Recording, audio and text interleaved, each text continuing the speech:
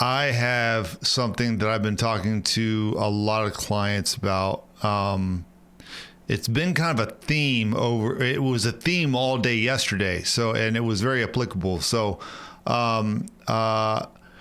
when you have expectations, our experience with a thing or person, we grow more attached to those expectations. When we place our expectations on somebody and they don't hold them up, or if they're trying to change, we still see people through the lens of those expectations. We tie ourselves emotionally to expectations. When we tie ourselves emotionally to expectations, we will most always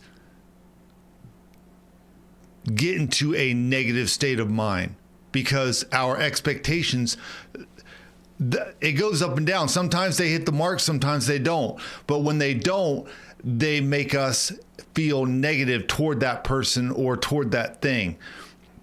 So when you have expectations, it is perfect. This is the way. When you have expectations for somebody or for something, you can have expectations. Always expect the best. Always expect a wonderful outcome.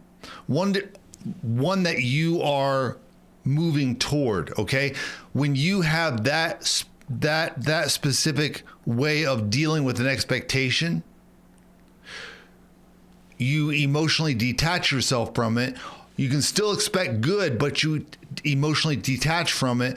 So if something doesn't happen the way that you expect, that doesn't put you in a negative mind frame. Always expect the best, but don't feel bad when those expectations are not met. But like, if you don't have expectations, you're always going to passively slip into this derogatory where you're attaching, just kind of like, well, I don't give a rip about them or whatever. And you start gaining, like, you developing resentment. So if you have a good expectation, that good expectation is going to contour the way that you interact with that. If you have a good expectation, that is going to affect you more than it affects this other person.